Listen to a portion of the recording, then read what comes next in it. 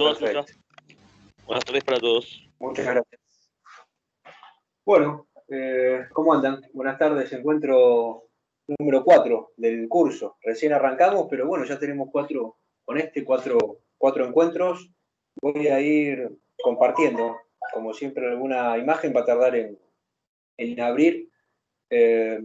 Bueno, mientras les voy contando, fue interesante la participación que vi a partir de esta propuesta en el foro, donde fuimos listando entre todos elementos observables en una fachada. Me parece que una primera impresión, yendo a la pregunta que hacía Mario en el encuentro anterior, es que, bueno, nos sorprendemos con la cantidad, si hablamos de lenguaje, podemos decir que cada uno de los elementos son caracteres, ¿no?, que encontramos en las diferentes fachadas. La primera impresión que tengo, y en un ratito lo charlamos, pero es que, bueno, nos damos cuenta que hay más caracteres de lo que a priori uno puede pensar. Es decir, hay elementos, muchos elementos de la arquitectura que aparecen en los distintos edificios a través de los distintos estilos arquitectónicos. Por eso me llamó la atención, inclusive, que después de unos días y de muchos elementos de nuestra arquitectura, apareciera, por ejemplo, ventana, ¿no?, o puerta principal, que me causó gracia, porque digo, bueno, en el afán de avanzar sobre elementos de la fachada quizá que no conocemos tanto o que venimos incorporando, nos olvidamos de algunos elementos elementales, que no se olvidaría seguramente un nene de 5 años cuando le decís, por favor, dibujame una casita. Bueno, en un ratito más estamos viendo eso y también conversando sobre la próxima propuesta del foro, que me parece que es interesante porque nos permite entablar comunicación durante la semana, y para la semana que viene un debate interesante. Vamos prometiendo.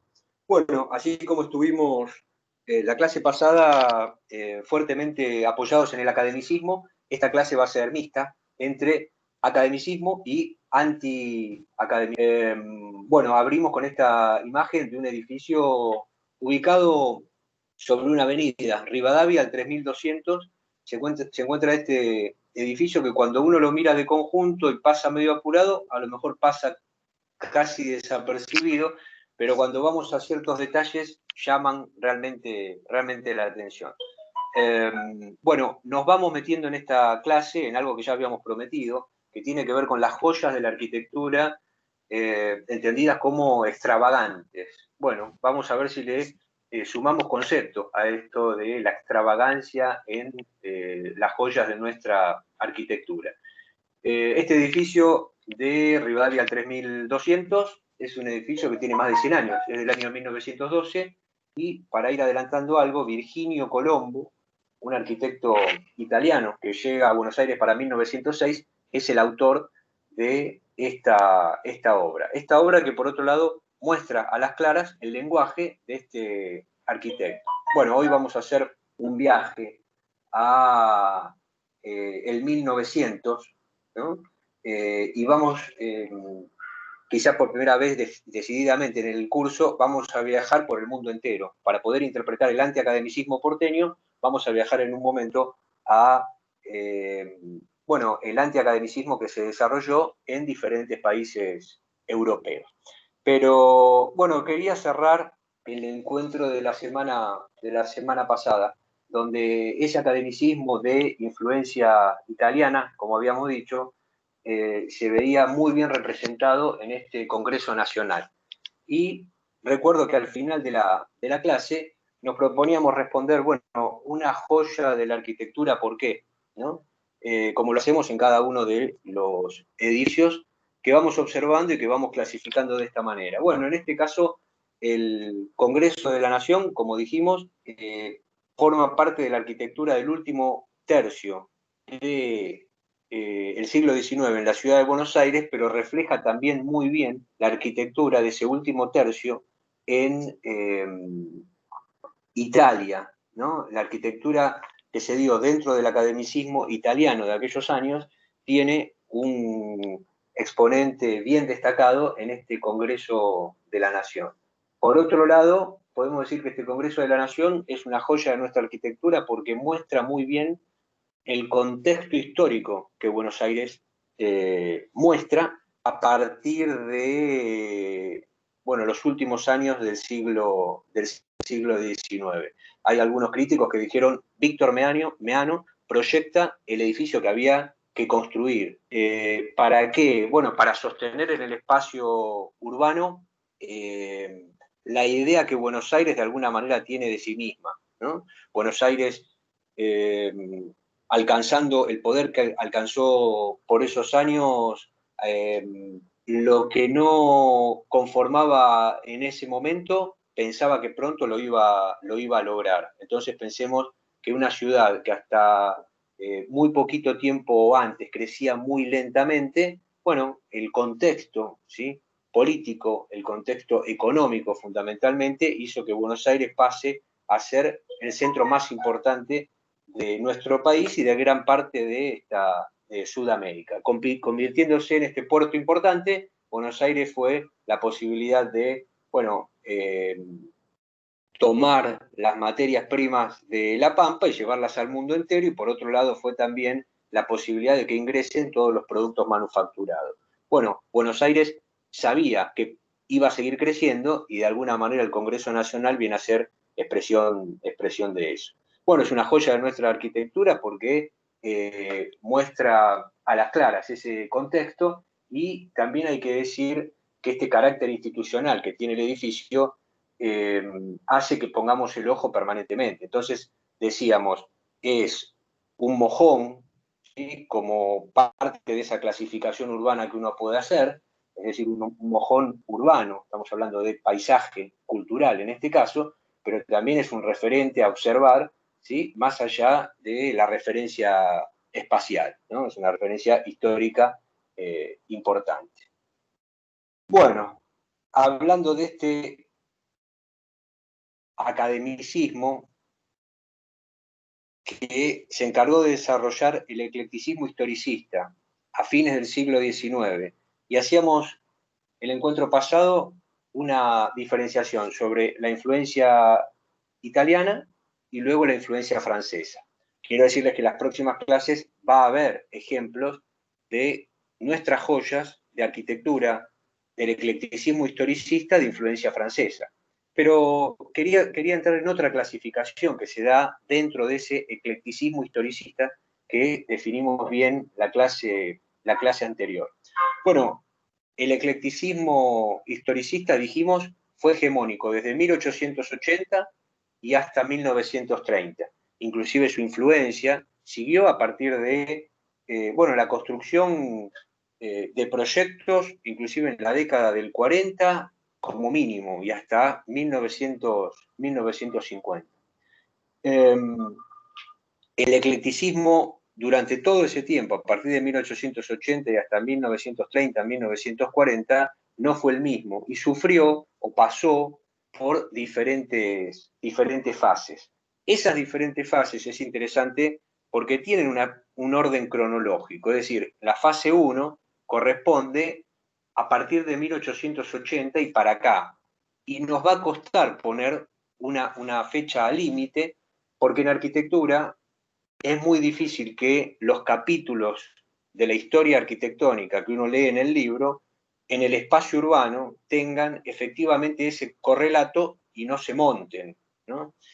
Esto, por un lado, porque hay que entender que el arquitecto muchas veces lleva el límite, en este caso de la fase, pero también puede ser del propio estilo, un poco más allá. Y también en algunos casos, la arquitectura, piensen ustedes que es proyecto y es construcción. En algunos casos, y con algunos ejemplos paradigmáticos, el autor del proyecto trabaja en un contexto, pero si hay un desfasaje temporal con la construcción, ¿sí?, se termina construyendo 20 años después, en tiempos a lo mejor de otra corriente arquitectónica, un edificio, si vos querés, descontextualizado. Bueno, algunos ejemplos, por ejemplo, la Biblioteca Nacional es un ejemplo de eso, ¿no? La Biblioteca Nacional es un edificio que lo pudimos ver construido a partir de la década del 90, ahora, de 1990, y sin embargo, el proyecto, ¿sí? Era por lo menos 25 o 30 años anterior. Bueno, por eso digo es que la primera fase corresponde a partir de 1880, inclusive diría más, la primera fase es anterior y llega hasta 1890 tranquilamente, ¿no?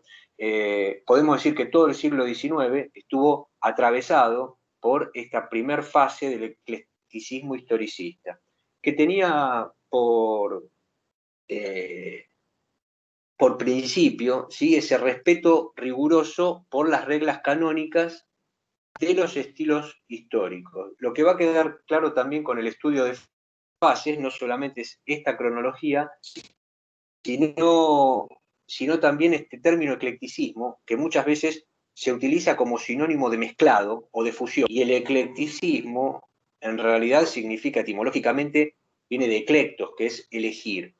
Y en esta fase, relacionada a la segunda fase, vamos a ver que no es lo mismo. En la primera fase se va a dar ese respeto riguroso a los órdenes del pasado, es decir, a la arquitectura del pasado.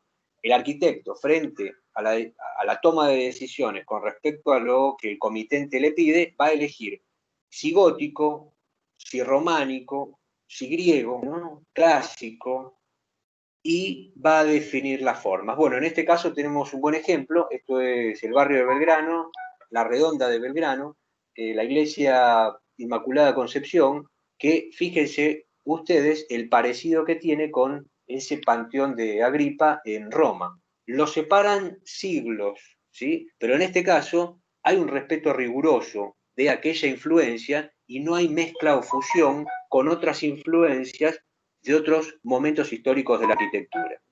Bueno, esta obra, la iglesia fue un proyecto de José y Nicolás Canale, que son, bueno, dos arquitectos genoveses que trabajan en el ámbito local con una producción importante en la segunda mitad del siglo XIX. Es importante también que en el estudio de arquitectura de ellos trabaja Juan Antonio Busquiazo, y Busquiazo va a ser, bueno, un poco como se daba en la clase pasada, como Meano fue el continuador de muchos proyectos de Tamburini, para el cual trabajaba. En este caso, Busquiazo se va, más allá de su formación académica, se va a formar en este estudio, va a ser el continuador de algunas obras, esto le va a brindar cierto prestigio y, por otro lado, a partir de allí, va a lograr con Torcuato Alvear, el primer intendente de Buenos Aires, posibilidad de, bueno, insertarse, ¿no? En el ámbito local de manera destacada. Elena, ¿vos querés decir algo? ¿Tenés la mano levantada? Sí, perdóname, Roberto, yo no sé si estás mostrando imágenes, yo no tengo ninguna imagen. Dice, no se puede mostrar el contenido. Hubo un problema al mostrar el contenido. ¿Es algo personal o les está pasando a todos? No, no, yo estoy bien. Yo estoy viendo. No, vas a tener que, Los demás están disculpe, viendo profe, todo. va a tener que Entonces, reiniciar su ya máquina y vuelvo volver a a ver qué instalar. pasó. Listo. Le recomiendo que reinicie la máquina y se Sí. conecte nuevamente. Perfecto. Muchas gracias, Damián. Bueno, decíamos entonces que la Redonda de Belgrano es un buen ejemplo de esta primera fase. En este caso es una obra de mediados del siglo XIX. Recuerdan ustedes, Belgrano, hoy es barrio, ¿no? Pero el pueblo de Belgrano se conforma, ¿sí? Se funda y delimita y se empieza a construir a partir de la década del 50, ¿no? De 1850. Y esta obra, bueno, es precisamente la obra destacada de la iglesia frente a la plaza principal de este pueblo de Belgrano, que algunos años después logra el estatus de ciudad. Bueno, Belgrano como ciudad separada de Buenos Aires recordarán ustedes que a partir de un episodio importante, esa puja entre el gobierno de la ciudad y el gobierno de la nación, es que todos los poderes del Estado Nacional van a Belgrano, ¿no? Bueno, producto de ese conflicto se produce en 1880 la capitalización de Buenos Aires, ¿sí? Buenos Aires pasa a ser capital de la República y a los pocos años de esto, bueno, los límites de la ciudad de Buenos Aires crecen y se incorpora entonces Flores y Belgrano, que hasta ese momento estaban por fuera de la ciudad de Buenos Aires.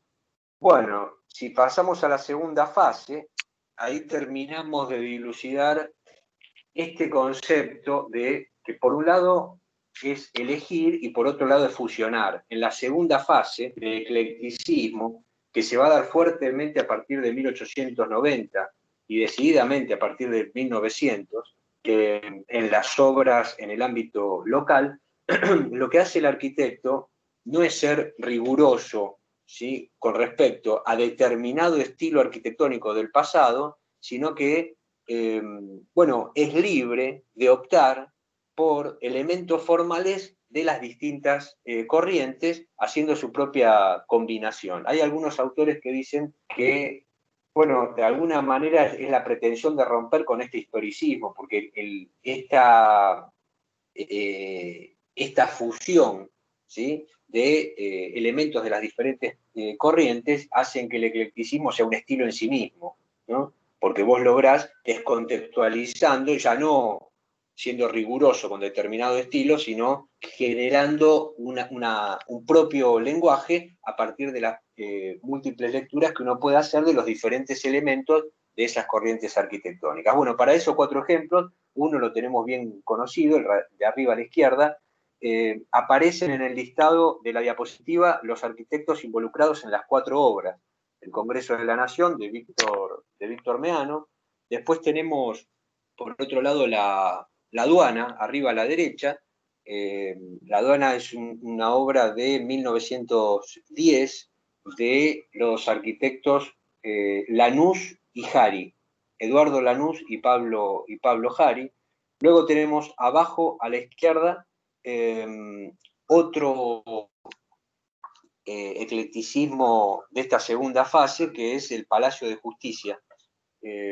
Bueno, Norberto Maillard, ¿no?, un francés, proyecta este edificio que, bueno, lo proyecta a fines del siglo XIX, se empieza a construir a principios, en los primeros años del siglo XX, y se termina completando para la década del 40, de 1940. Ese desfasaje y esa larga construcción hace algunas modificaciones en la obra. Bueno, en este punto es interesante ver cómo en este edificio, que es representativo de esta segunda fase del eclecticismo historicista, cuenta, no de manera, no como figura principal, que dijimos, el autor del proyecto es Norberto Maillard, pero para 1906, cuando este edificio ya estaba proyectado y estaba en miras de construirse, llega a nuestro país Virginio Colombo. Virginio Colombo es un arquitecto italiano que podríamos decir del grupo de italianos antiacademicistas. Virginio Colombo fue contratado y llegó a nuestra ciudad para definir la decoración precisamente de este Palacio de Justicia. Hago hincapié en esto porque en un ratito vamos a ver cómo este autor, cuando después de algún éxito, ¿sí?, en el ámbito local y decide quedarse en nuestra ciudad, va a definir un lenguaje que lo caracteriza a él y que también es parte importante del antiacademicismo de nuestra ciudad. Bueno, y por último, tenemos el Centro Naval. Es una obra, bueno, interesante, del año 1914.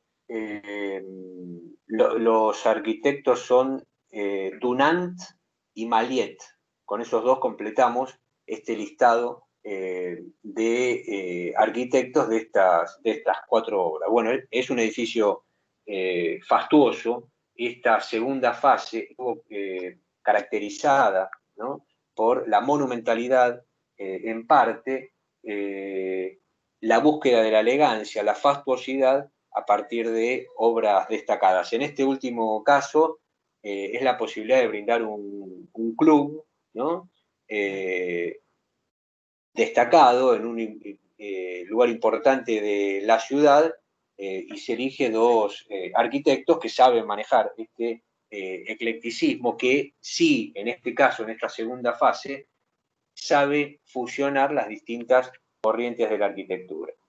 Bueno, si pasamos a una tercera fase, acá cambia la cosa, porque esta tercera fase más tiene que ver con la movilidad social y cuestiones fundamentales que en este caso la arquitectura viene a absorber. Bueno, esta segunda fase podríamos decir que se desarrolla a partir de la década del 20, ¿no? Y es un tipo de arquitectura, ¿sí?, que ha llegado a nuestros días también con el nombre de pintoresquismo. Es interesante porque cuestiones, en este caso, cuestiones de carácter social, ¿no? Dijimos ya en clases pasadas, la arquitectura responde a necesidades, ¿no? Y la sociedad se va transformando y la arquitectura viene respondiendo a esas necesidades que vienen surgiendo. Bueno, parece ser que hoy en el mundo entero se reconoce al turismo como una actividad, pero lo cierto es que no siempre fue así. Hoy cualquiera de nosotros puede decir, bueno, ahora no, pero que tengo una casita de fin de semana, ¿sí? Bueno, hay un montón de cuestiones que para nosotros son más o menos frecuentes, no nos llaman la atención, que fueron una incorporación precisamente de esos años. Bueno, esta arquitectura viene a responder a estas nuevas necesidades. Bueno, se la relaciona también con otras arquitecturas del mundo y con esos cambios sociales que en el mundo se están dando. Entonces, surgen algunos chalets, en algunos casos los edificios son bien importantes, podríamos decir, no sé, el Hotel Yao Yao en Bariloche es un buen ejemplo. Algunas viviendas de veraneo en el barrio Los Troncos, por ejemplo, en Mar del Plata, son también un buen reflejo de esta tercera fase del eclecticismo, donde se incorpora la idea de confort, ¿no? Que no es un dato menor y que viene a modificar mucho las unidades habitacionales, ¿no? Hay un cambio muy importante a partir de esas décadas en los electrodomésticos, lo que hoy entendemos como un electrodoméstico, ¿no? Entonces, hoy nos parece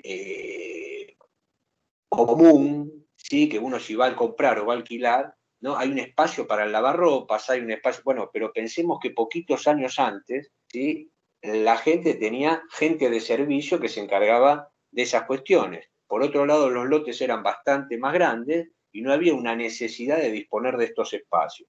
Bueno, estos chalets, este pintoresquismo viene a responder a esta necesidad que está impuesta por esta movilidad social que fue su causa principal. Bueno, ya terminando el periodo, podemos hablar de una cuarta fase. Esta cuarta fase está caracterizada por una vuelta, si vos querés, a la primera fase en el sentido de ser riguroso con una sola influencia en la historia de la arquitectura, una sola influencia arquitectónica. Acá tenemos algún ejemplo, el Banco de la Nación Argentina y el Hotel Continental. Son 2 ejemplos del mismo autor, Alejandro Bustillo. ¿Qué diferencia hay con la primer fase que se daba hasta 1880, 1890? Y es que en este caso, ya estamos hablando de una década del 30 o una década del 40, esa rigurosidad, ¿no?, en el tratamiento severo de esos cánones estilísticos, va a estar atravesado por la monumentalidad. Hay que decir que muchos de estos proyectos se construyen en tiempos de racionalismo ya, es decir, ya tenemos otros elementos, otra forma, otra tecnología constructiva y la posibilidad de desarrollar otra arquitectura. Es por eso que si la comparamos con la segunda fase, los edificios pierden mucha ornamentación, ganan mucha monumentalidad, ¿sí?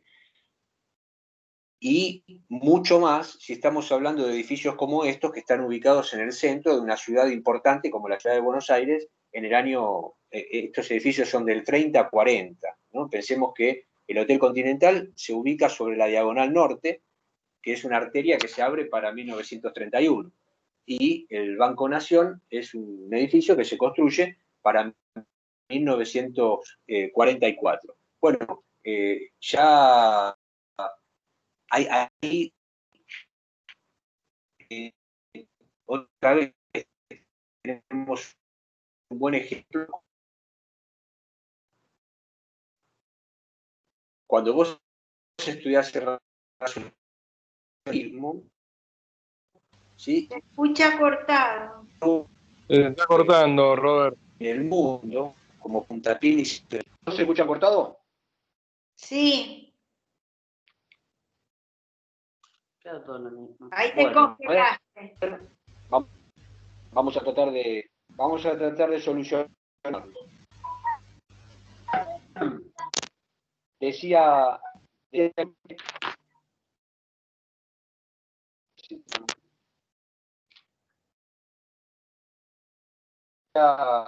que tenemos un buen de en tiempos donde ya el mundo había habido, y la ciudad de Buenos Aires también, arquitectura racionalista, esta última, cuarta, maneja entonces ese eclecticismo, pero de manera despojada en lo ornamental y, por otro lado, muy monumental. Sí. Yo te escucho entrecortado. Sí, yo también. Yo también. Y se congeló la imagen.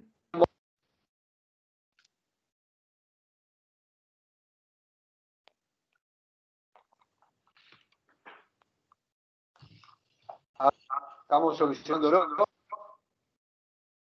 Bueno. ¿Se escucha mejor? No. ¿Cómo no escucha bien? Daniel, ¿estás ahí? Sí, acá estoy, profe. Sí, se está entrecortando bastante el sonido. Y ahora está como congelada su imagen. ¿Quiere reiniciar su computadora por las dudas? Que sea un problema de conectividad. Amigo, bueno. Dale, ¿cómo? Aguardamos unos minutitos, el profe va a reiniciar el sistema y vuelve.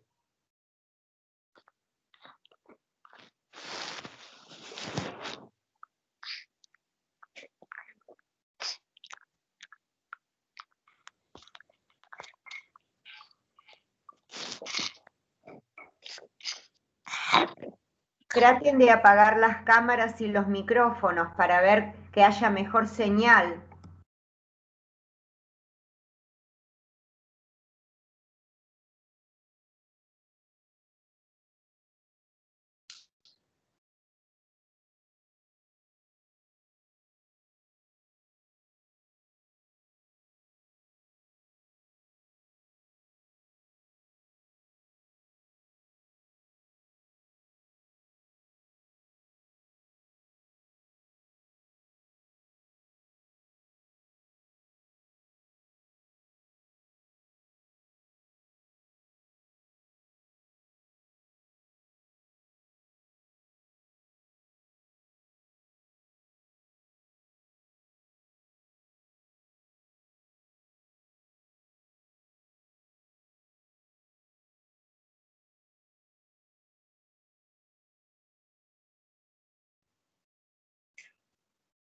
Hola, ¿ahora? Mucho mejor, profe. ¿Estamos mejor ahí? Se escucha mejor, la imagen es borrosa. Pero bueno, se escucha. Perfecto. Sí, sí. Vamos. Bien, bien. Ya volvemos con esto.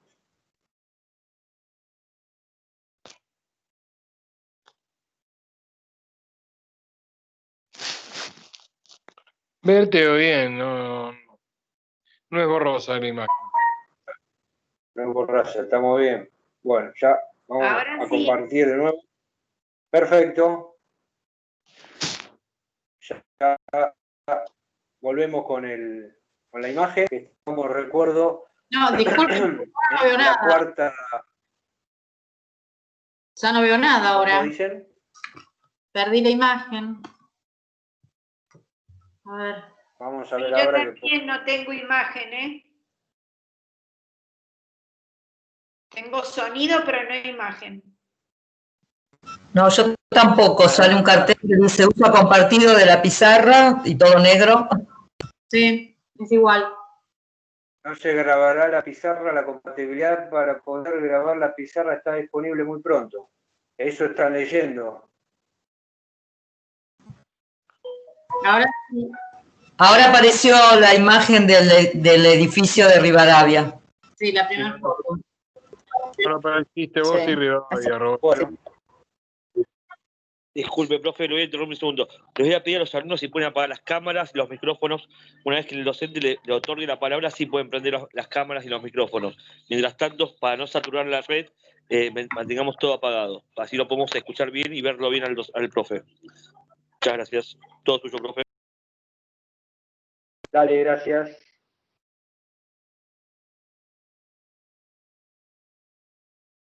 Bueno, ahora sí. Ya estamos llegando a la cuarta fase. Bueno,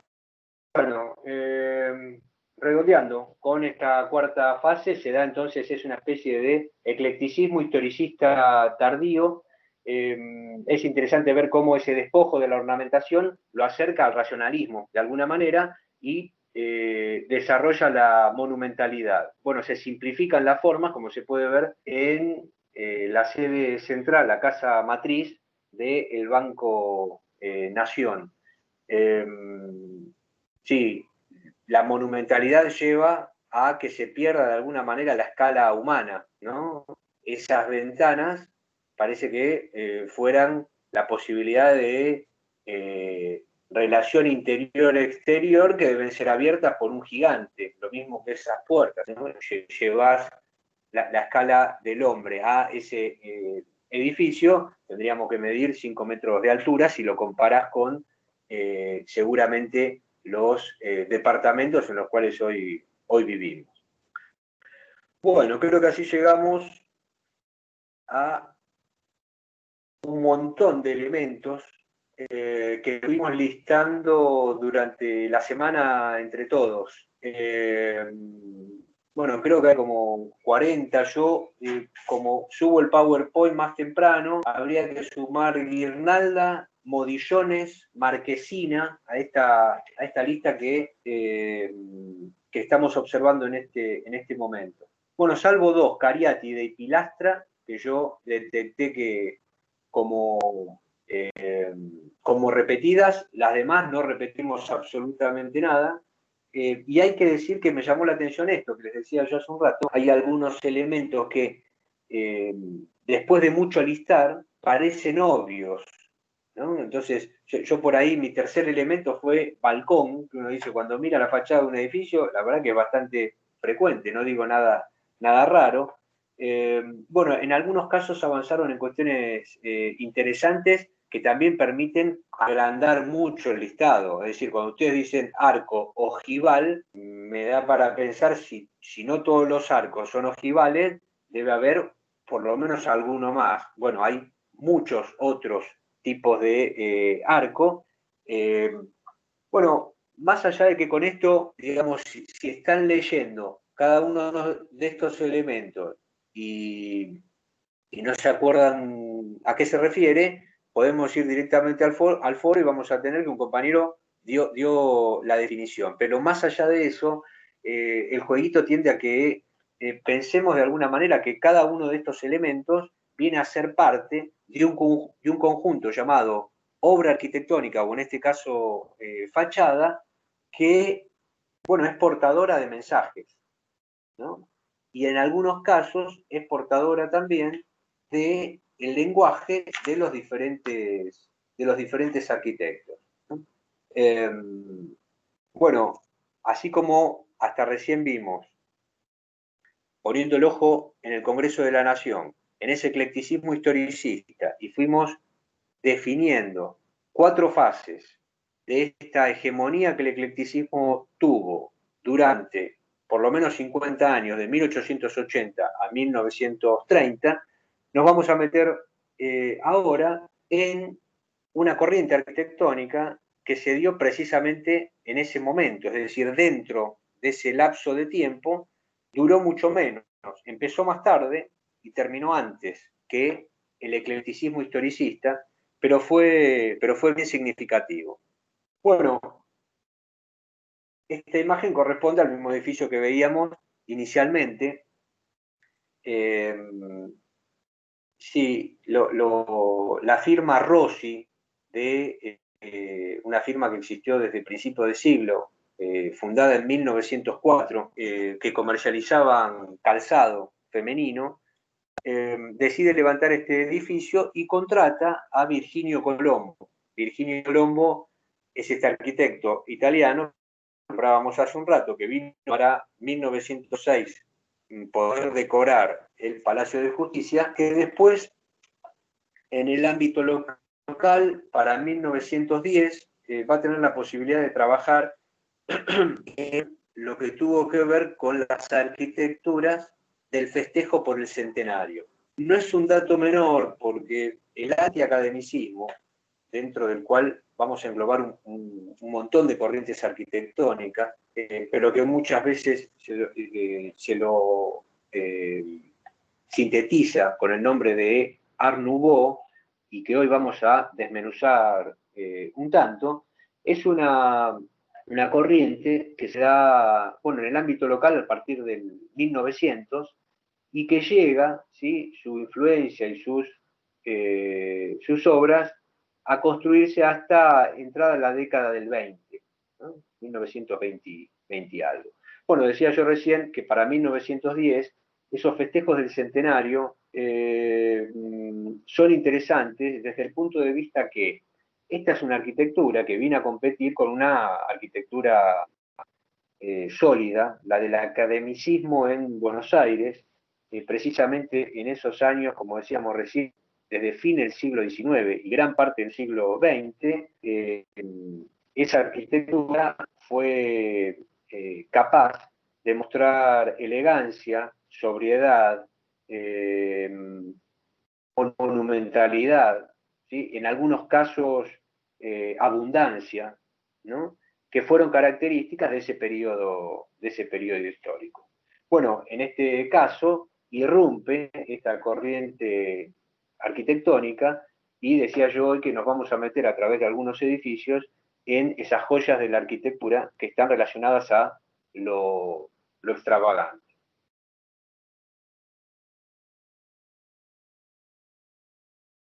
Bueno, este es un edificio conocido, lo vimos en la primera clase, es el edificio Safico, lo reconocíamos como una joya de la arquitectura del racionalismo, y lo cierto es que, bueno, por mi tarea de guía de turismo, muchas veces, frente a el Safico, pero también frente a otros edificios racionalistas, lo que he escuchado, ¿no?, de alguien que está paseando y participando, esta arquitectura no me dice nada. Bueno, para nosotros seguramente no es así, ya lo hemos conversado, lo hemos trabajado, le hemos encontrado valores a este edificio como parte de ese puntapié inicial de la arquitectura moderna. Pero hay que decir o intentar evaluar por qué sucede esto. Bueno, la verdad es que mucha gente, frente al racionalismo, como observador, ¿no?, y esto también lo hemos hablado, dice, esta arquitectura no me dice nada. Reconocíamos nosotros en clases anteriores que el valor de la arquitectura racionalista posiblemente esté en tensión, no en deslumbrar al observador, sino, decía nosotros, la forma sigue a la función, es decir, para habitar, para trabajar, ¿no? Esta máquina de habitar, como idea se instaló en la década del 20, tenía que ver precisamente con eso. Bueno, por eso paso de esta arquitectura no me dice nada, ¿no?, a esta otra arquitectura que en realidad uno podría decir no sé lo que me dice. Pero a veces, si nos detenemos, o a veces es un tipo de arquitectura, mejor dicho, que nos hace detener y nos hace contemplarla. Y no sabemos si nos gusta, si no nos gusta, pero nos llama la atención, ¿no? Así como la otra arquitectura que veíamos recién, la racionalista, a veces puede pasar por aburrida, esta otra, aún sin hacer una valoración, uno dice, por lo menos esto es raro. Bueno, por empezar, esta rareza se parece en algo, me parece, a el edificio que veíamos recién de Rivadavia al 3200. Esto está ubicado en la calle Estados Unidos al 1300.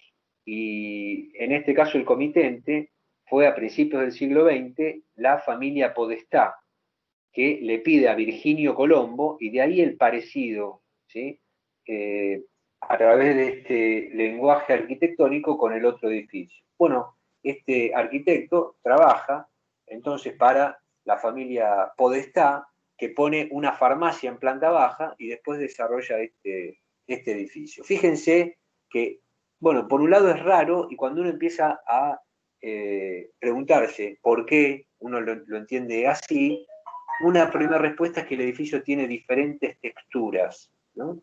Y por otro lado, la incorporación de algunos elementos que no son frecuentes o muy frecuentes en otros edificios. Llama la atención. Después te puede gustar o tanto.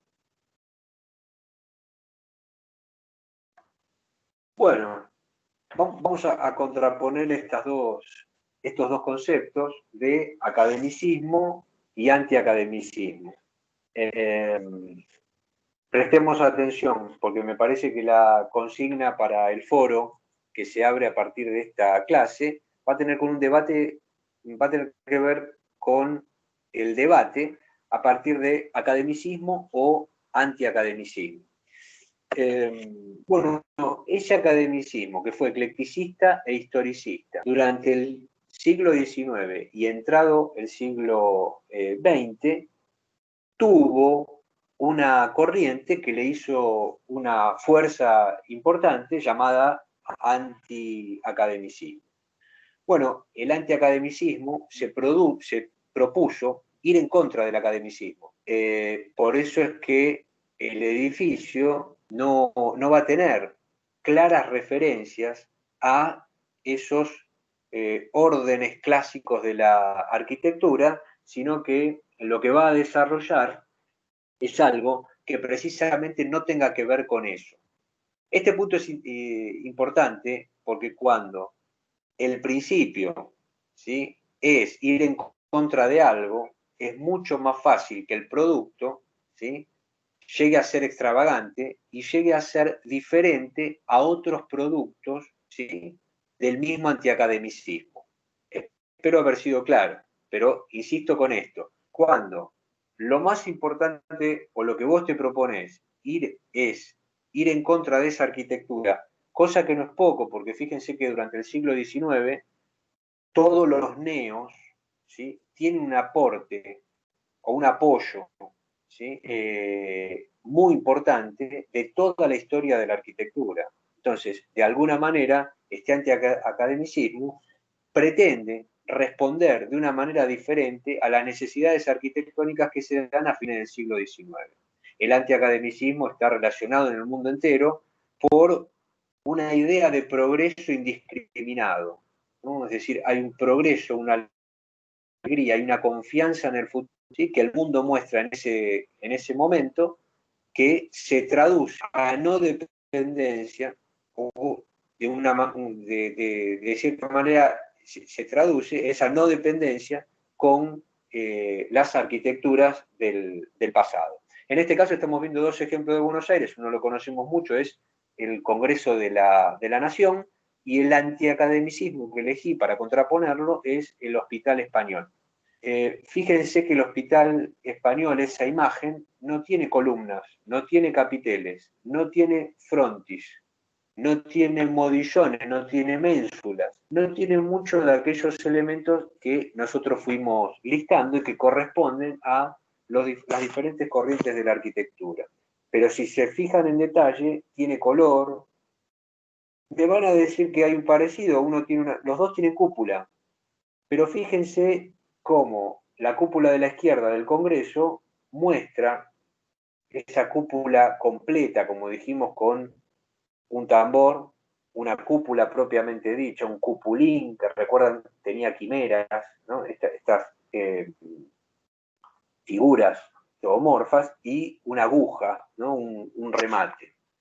La otra cúpula, la del Hospital Español, en realidad, más que todo eso, parece ser el pretexto para un despliegue de fantasía. ¿Cómo lo hace, en este caso, Julián García Núñez, es el arquitecto, que a través de esta obra despliega en la cúpula, por un lado, color, ¿sí?, para llegar a esa fantasía, y después hay unas máscaras aladas, ¿sí?, que circundan toda la forma que tiene esta cúpula. Bueno, lamentablemente el edificio, tal cual fue proyectado por García Núñez a principios del siglo XX, ocupaba toda la manzana.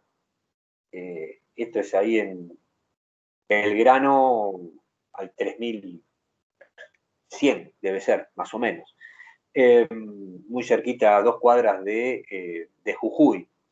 El edificio, digo, perdió gran parte de la obra por demolición, y quedó solamente un pequeño tramo, un tercio de la manzana. De todas maneras, es suficiente para ver este lenguaje antiacademicista, en este caso de Julián García Núñez, que le vamos a dedicar a través de otras obras que son también joyas de nuestra arquitectura. Bueno, muchas veces los estilos arquitectónicos es interesante estudiarlos a partir de cuál fue el logro que tuvieron, y también estudiarlos si no continuaron, si hoy no proyectamos ni construimos de esa manera, ¿por qué fue? Hay que decir que el academicismo supo en el ámbito local mostrar muy bien el momento histórico. El academicismo supo en ese momento, e inclusive casi hasta la actualidad, mostrar solidez. Si no, pensemos cuál es la imagen de Banco Nación, es columnas y un frontis, ¿no?, que de alguna manera es un reconocimiento al Partenón, que tiene hoy 25 siglos. Ese eclecticismo historicista, ese academicismo mostró opulencia, supo mostrar monumentalidad, supo mostrar un Estado presente, supo mostrar una nación victoriosa, ¿sí?, a través, recuerdan ustedes, esa cuadriga que corona el Congreso de la Nación. Bueno, de alguna forma, la obra que veíamos hace un rato, la casa matriz del Banco Nación, viene a mostrar cómo un edificio eclecticista para 1940, para adecuarse a la altura que Buenos Aires requiere en ese momento, necesita de la monumentalidad. Y ahí entramos en lo que no pudo. Lo que no pudo el academicismo, ¿sí?, es ser dúctil con los edificios de altura.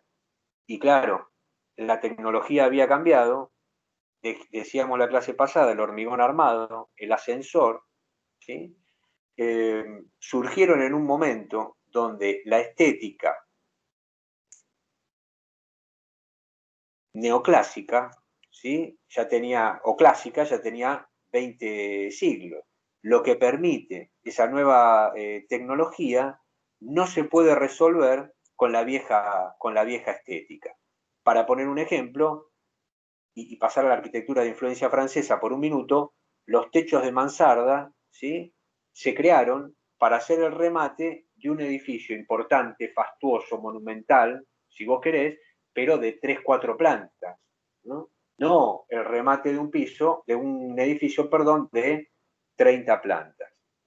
Bueno, hay entonces otras corrientes que vienen a resolver esa cuestión que en este caso el academicismo no ha podido.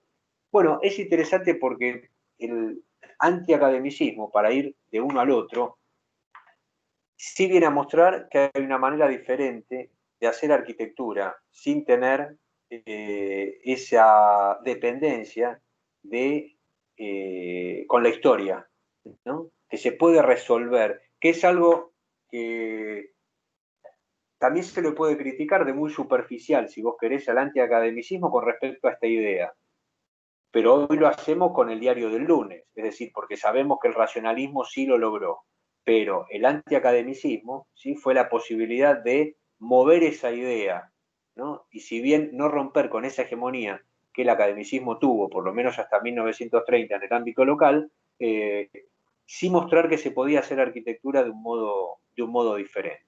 Bueno, un logro del antiacademicismo es la utilización de la nueva tecnología, ¿no? Hierro y vidrio en ese momento son utilizados por el antiacademicismo mucho mejor que por el academicismo. Por otro lado, las obras antiacademicistas son extravagantes, raras y llaman la atención. Y esto con todo lo que eso implica. Como observador a veces puede gustarnos, pero también hay que decir que en la práctica y en aquel momento el antiacademicismo tuvo cierto riesgo social, ¿no? Entonces, si vos pertenecías a determinado sector en la Buenos Aires del 1910 o el 1900 y podías, ¿sí?, una vivienda unifamiliar para tu familia, llevarla adelante, y eras una Anchorena, eras un Alvear, eras un Paz, ¿sí? Este antiacademicismo quizá estaba al borde del riesgo social. Y esto es algo que alguno de los presentes ya me lo ha escuchado, pero hay que decir entonces que el antiacademicismo muchas veces tuvo un comitente que era una clase social en ascenso. Y esto sucede en el cambio de muchos estilos arquitectónicos, donde es esa clase en ascenso, o el nuevo rico, ¿sí?, el que se anima, lo que aquel que tiene la vaca atada no se anima. Otro ejemplo es, por ejemplo, el Cábana, ¿no? En un espacio de palacios, Corina Cábana, ¿sí?, se dice que tiene el dinero suficiente para levantar esa otra arquitectura que va a contrastar muchísimo, y lo hace porque no tiene la atadura o las ataduras del apellido. Bueno, esto lo digo porque es un elogio, si vos querés, de esas clases sociales en ascenso. Bueno, en este caso lo que estamos viendo es un hospital, el Hospital Español. Julián García Núñez ya lo vamos a estudiar bien, pero es un arquitecto argentino que se forma en España en tiempos del modernismo, ¿sí?, influenciado también por la secesión vienesa. Ahora vamos a ver de qué se trata eso. Llega a nuestro país y como él viene de España, se relaciona con instituciones españolas, y estas instituciones españolas le piden el proyecto del Hospital Español. Bueno, uno ofrece esa sobriedad y esa posibilidad de imponer arquitectura para las instituciones, que para 1880, ¿sí?, el academicismo viene a responder muy bien a esa necesidad. Pensemos que a partir de ese momento tenemos capital de la República y se deben asentar los poderes del Estado en edificios dignos de esta Buenos Aires, capital de una república, ¿sí?, que todos en ese momento soñamos. Bueno, el antiacademicismo irrumpe medio de costado, es decir, no es tan abierta, y por eso es que mucho de nuestro antiacademicismo son obras más pequeñas, no institucionales, que responden a una clase social en ascenso, y que hoy podemos encontrarnos transitando por cualquier calle de Buenos Aires. Desde el punto de vista del observador, uno es la posibilidad de decir, esto es arquitectura, es solemne, es importante, ¿no? El academicismo, y desde ese mismo punto de vista del observador, el antiacademicismo nos da la posibilidad de sorprendernos, ¿no? Me parece siempre algo interesante. Cuando algo te sorprende, quiere decir que vos te estás cuestionando. Entonces, es una arquitectura que muchas veces, ¿qué habrá querido decir este fulano poniendo todos estos colores, estas esculturas, que angelitos tengan balcones y toda esta profusión de formas y demás? Llama la atención, ¿no? De un modo diferente al que lo llama el academicismo. Bueno, para cerrar con esta dicotomía, el antiacademicismo que surge para el 1900 en Buenos Aires se extiende más en el ámbito local que en Europa, porque toda esa idea de progreso indefinido en Europa, 1914, Primera Guerra Mundial, le pone un fin, ¿sí?, a esta corriente arquitectónica. Por el contrario, nosotros, lejos de Europa, seguimos proyectando y construyendo antiacademicismo, te diría hasta 1922, 24, por ahí.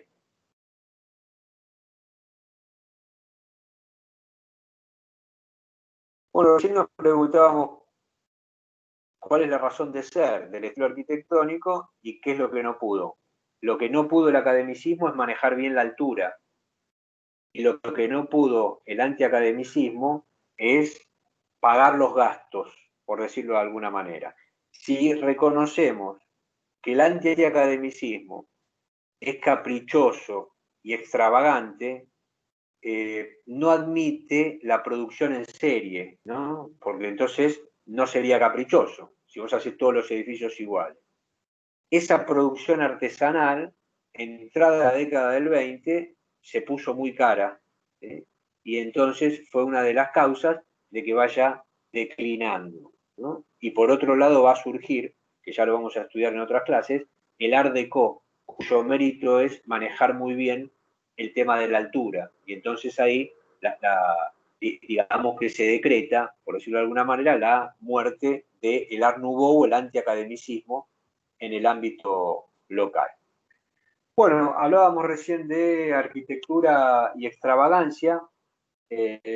Algunos ejemplos, repetimos, pero con otra foto, ahí se ve bien el color de el Hospital Español, a pesar del paso de los años y demás, todavía se puede ver no solamente en la cúpula, sino en los paños que decoran los vanos, se puede ver esa incorporación de color. Y después fíjense que hay algunas líneas que el edificio tiene, que no son columnas, que no responden a esos elementos que nosotros vemos en el eclecticismo historicista.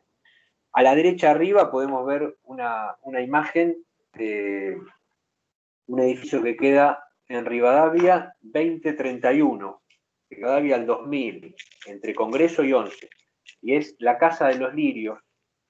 Esta Casa de los Lirios se llama así precisamente por esa trama que envuelve todo el edificio. La foto no es buena para mostrar todo el edificio, toda la fachada, pero es buena para mostrar la plasticidad que el edificio tiene. Pensemos que una de las características de esta fantasía la podemos relacionar con la obra de Gaudí en Barcelona, es precisamente esa plasticidad y la dificultad para mostrar en un plano, ¿sí?, el proyecto futuro, porque es todo tan plástico que tenés que recurrir necesariamente a la tercera dimensión. Bueno, el tercer edificio elegido para mostrar esta extravagancia que el antiacademicismo sabe desarrollar muy bien es la Casa Calice. Calice es el nombre del comitente. Este es un edificio que está en Hipólito Yrigoyen al 2500, también entre 11 y Congreso. Y lo que estamos viendo es, bueno, el balcón de una de las unidades principales, que fíjense que está flanqueado por monumentales esculturas de figuras femeninas tapadas con un velo. Eso permite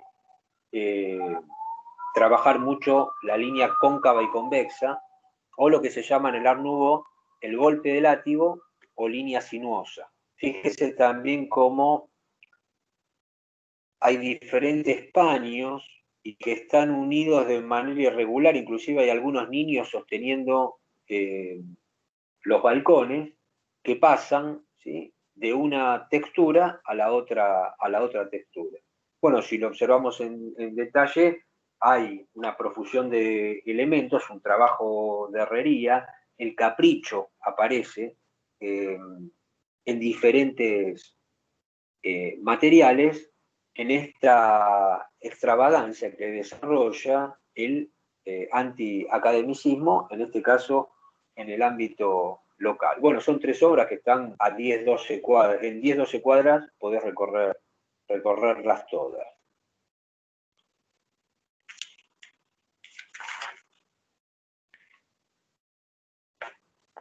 Bueno, nos metemos directamente con el Art Nouveau, que es el nombre muchas veces genérico que se utiliza para ese antiacademicismo. Y lo que vamos a ver decididamente son las características invariantes que este estilo arquitectónico tiene. Bueno, estos conceptos nos van a ayudar a la identificación de las obras en el espacio urbano de la ciudad de Buenos Aires. ¿De qué me sirve a mí ver las características invariantes de un estilo? Bueno, precisamente para definirlo, es decir, el estilo salta de un arquitecto al otro, ¿no? El estilo salta de un país a otro, o puede hacerlo, ¿no? Entonces, ¿cuáles son las características que debe tener la obra arquitectónica para ser encuadrada precisamente en este estilo? Bueno, por empezar, hay que decir que el Art Nouveau fue un estilo... Perdón, no tengo audio, ¿es un problema mío solamente? ¿Los demás tenemos audio? Lo escucho bien. Yo escucho bien. Sí, Estamos yo bien también. nosotros, es un problema suyo. Y yo escucho Reinicio bien. el sistema o esté Escucha bien, conectado el resto. el auricular.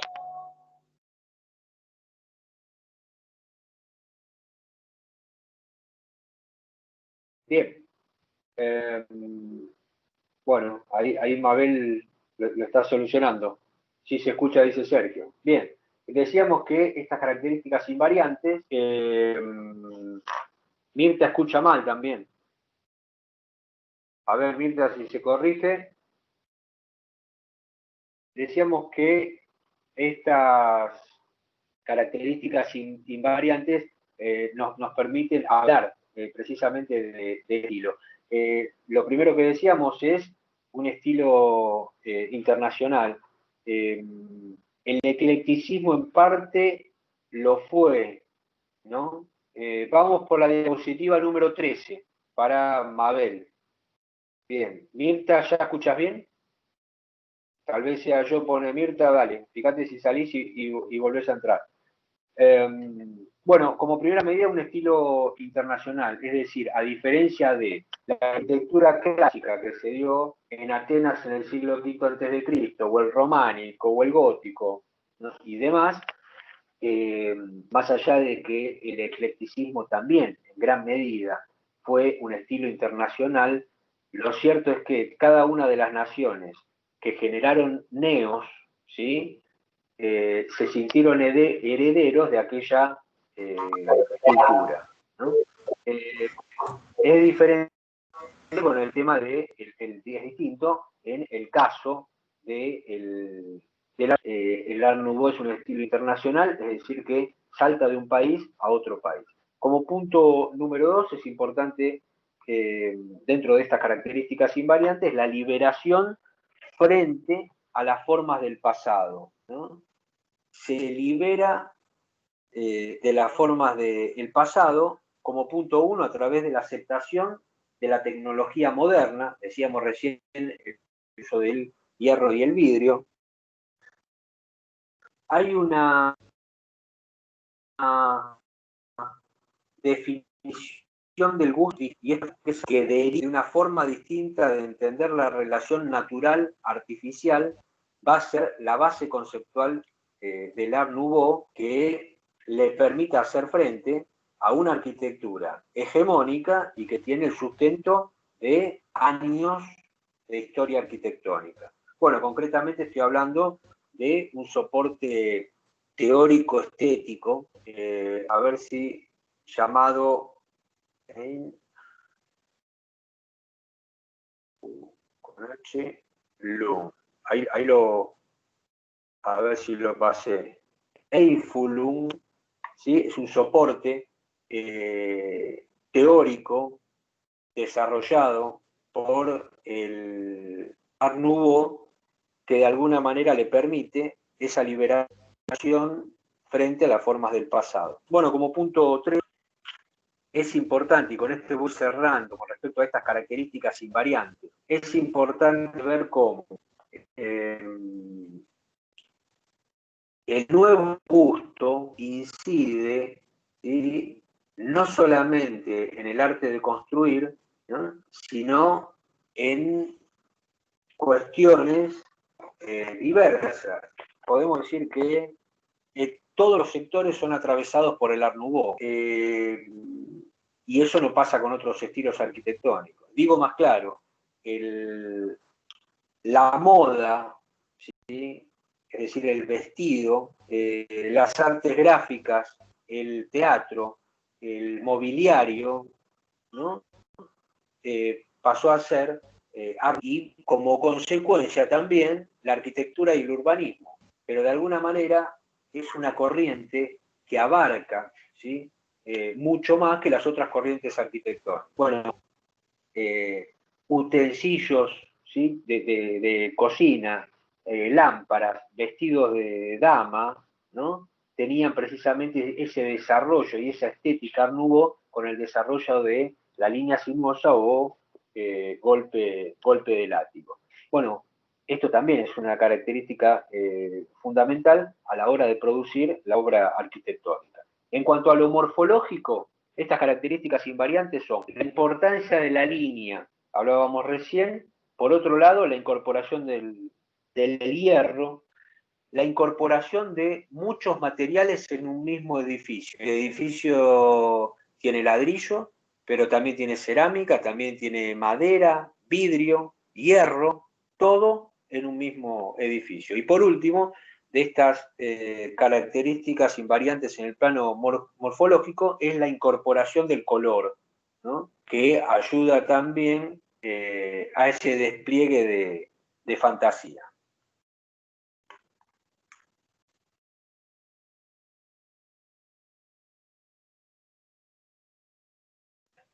Bueno, acá tenemos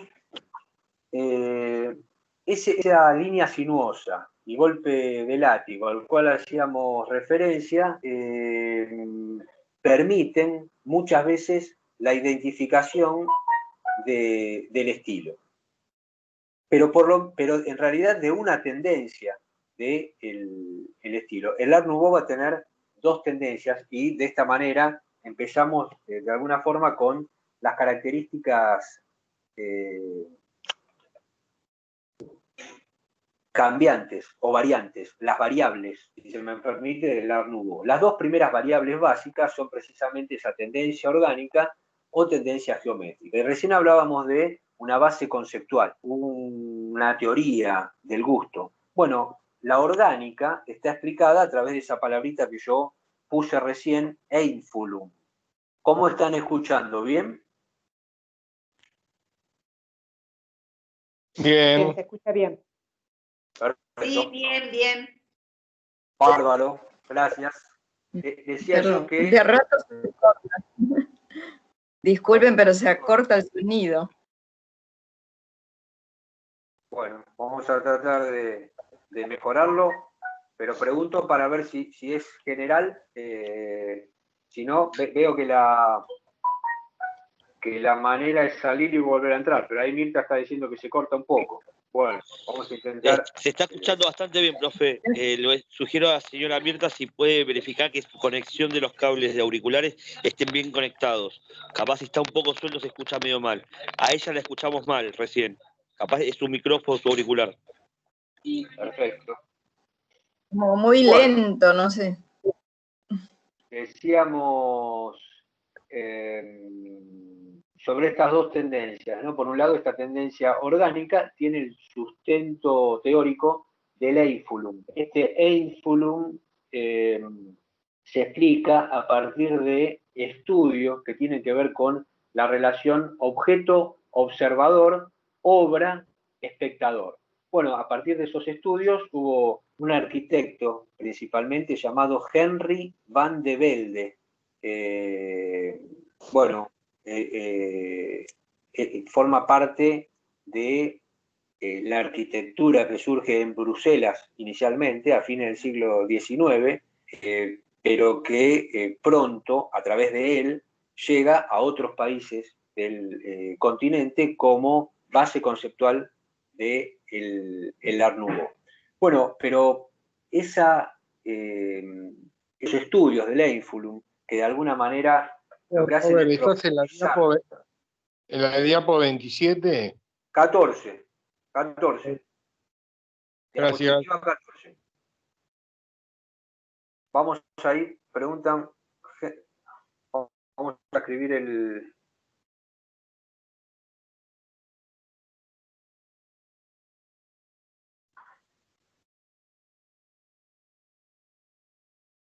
Ahí fue el nombre del arquitecto, sí, belga. Perdón, Velde. La última no es B corta, sino D.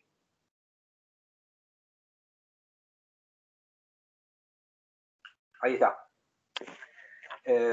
Bueno, estos estudios son el soporte de la tendencia orgánica del Art Nouveau. Y la abstracción, todos los estudios sobre la abstracción, vienen a ser el soporte teórico de esta otra tendencia. ¿De qué nos sirve a nosotros? Bueno, concretamente porque hay que reconocer que con el conocimiento que tenemos de la arquitectura antiacademicista, cuando transitamos por la ciudad es más fácil reconocer la tendencia orgánica del Art Nouveau que la tendencia geométrica del Art Nouveau. La geometría, como fue utilizada, el lenguaje de la geometría, por la corriente arquitectónica que cronológicamente viene después, que es el Art, puede darse a confusión. Bueno, concretamente lo que puse son algunos ejemplos. Las dos imágenes de la izquierda muestran al mismo edificio. Lo nombrábamos recién, es la Casa de los Lirios de Rivadavia 2031, que es un buen exponente de la tendencia orgánica. ¿Sí? Y hacia la derecha, en la parte superior, tenemos un edificio, hoy se lo conoce como la cúpula catalana. Yo precisamente en la foto no se le ve la cúpula, pero ya lo vamos a ver en otra clase. Fíjense que el edificio es muy distinto a la Casa de los Lirios. Fíjense que tiene aristas vivas, tiene ángulos y tiene un lenguaje de la geometría aplicado a la decoración, que de alguna manera viene con el sustento de abstracción a desarrollar esta tendencia de la geometría. El otro edificio, el que tenemos abajo hacia la derecha, es un edificio que se ubica en Chacabuco 78, Chacabuco casi Avenida de Mayo, también de Julián García Núñez, que lo nombrábamos hace un rato, que es aquel que proyectó el Hospital Español. Fíjense que hace un rato también hablábamos de esas líneas verticales, que no se corresponden con una columna, sino que son, si vos querés, el capricho elegido en García para, a través de la geometría, desarrollar un Art Nouveau que mucho tiene que ver con esa abstracción que le dio sustento a una de las tendencias.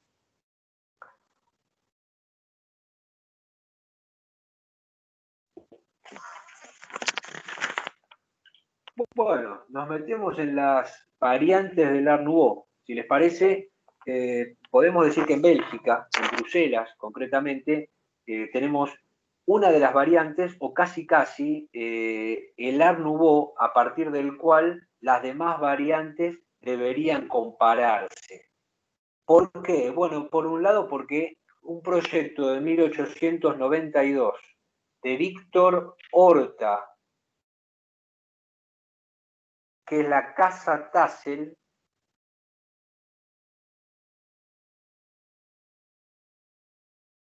se considera el primer edificio Art Nouveau del mundo. Víctor Horta. Bueno, es interesante porque trabaja en viviendas unifamiliares, también trabaja para grandes almacenes, ¿no? Es un momento, fin del siglo XIX, donde estas tiendas por departamentos se desarrollan como idea, como concepto en Europa. Repito, el nombre es Casa Tassel, T-A-S-S-E-L. Tassel es el comitente, es un profesor de física que contrata a Víctor Horta, que es este arquitecto. Bueno, el otro arquitecto que surge en este ámbito es el que nombrábamos hace un rato, Henry van de Velde, que podríamos decir que Víctor Horta es el que desarrolla los proyectos, el primer proyecto de un edificio Art Nouveau del mundo, el talento de la arquitectura Art Nouveau. Henry van de Velde tiene sus proyectos, pero fundamentalmente es, como decíamos hace un rato con el caso del Einfluung, el teórico y aquel que se encarga de llevar esa teoría por el resto de Europa. Y concretamente en Alemania, ¿sí?, se desarrolla a través de escuelas de arquitectura de manera importante. Bueno, el edificio queda en Bruselas, no el que estamos observando, estoy contestando a Lelia, la Casa Tassel, ¿sí?, proyectada por Víctor Horta, está en Bruselas, es un edificio en pie. Bueno, otra de las variantes la podemos asociar con la escuela de Glasgow en Escocia, y la figura destacada es un tal Mackintosh. Mackintosh podemos decir que es el arquitecto más destacado en Glasgow a fines del siglo XIX. Esta ciudad genera un Art Nouveau que más tiene que ver con la tendencia de abstracción que con la tendencia orgánica del Art Nouveau. Bueno, una tercera variante la encontré en España, en Barcelona, precisamente, lo que se llamó el modernismo catalán es el Art Nouveau español, por decirlo de alguna manera. Bueno, la figura de Gaudí es una figura destacada, paradigmática, interesante de esta corriente. Es interesante también sumar que, a diferencia de otros, a diferencia, por ejemplo, de Víctor Horta, allá en Europa, pero de Virginio Colombo, acá en Buenos Aires, que todo lo que proyectan es Art Nouveau, el caso de Gaudí es diferente. Gaudí es antiacademicista como parte de su proceso arquitectónico, ¿no?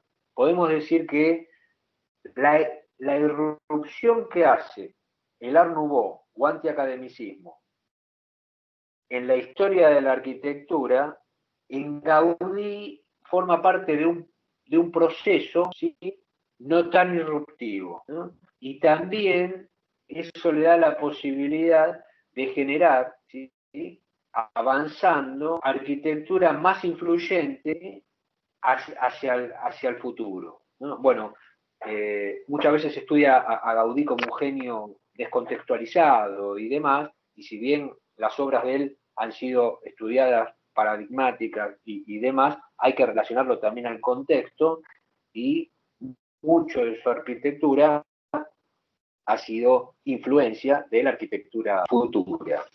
Bueno, Austria nos va a dar otra de las variantes del Art Nouveau. En Austria el Art Nouveau se llamó estilo secesión o secesión vienesa. En este caso tenemos tres arquitectos destacados que son Wagner, vamos a escribirlo, esto es la secesión de Olbrich y Hoffman. Me está costando escucharte, Roberto, nuevamente. Sí, a mí también. Si lo podés deletrear, por favor. Sí, ahí lo escribí. Son 3 arquitectos: Wagner, Olbrich y Hoffmann. En realidad, el primero, Wagner, es profesor de los otros 2 y desarrollan en Austria este estilo secesión.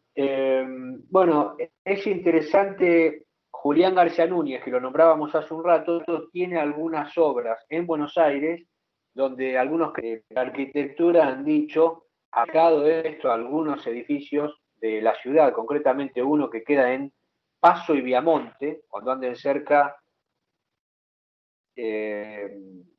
obsérvenlo, lo vamos a traer al curso. Algo que en la arquitectura han dicho, el dueño de Olbrich anduvo por Buenos Aires, refiriéndose precisamente a este edificio de Julián García Núñez. Bueno, por otro lado hay que decir que García Núñez estudió en momentos del modernismo catalán en Barcelona, pero cuando estudias ese modernismo catalán tuvo una influencia muy importante precisamente de esta secesión vienesa. Bueno, hay que reconocer también que hubo otras variantes. En el caso alemán es un caso interesante, porque en Alemania el nombre es Jugendstil o estilo joven. A Raúl le respondo que sí, vamos a tener bibliografía de este tema. Sí, en 1 o 2 días ya la subí. Interesante porque este estilo joven alemán, que tiene algunas obras destacadas, pero no tiene arquitectos tan destacados como tuvieron los otros países, pero sí tuvieron, por un lado, teóricos y fundamentalmente docentes, lo que hizo Alemania, como también en otros aspectos. Alemania es un pueblo que con menos recursos, ¿sí?, produjo a lo mejor una industrialización precisamente por esa necesidad. Bueno, en este caso es algo parecido, y no nos olvidemos que para 1900 Alemania crea la Bauhaus. La Bauhaus es la escuela de arquitectura, arte y diseño que de alguna manera va a dar el puntapié inicial del diseño industrial durante todo el siglo XX.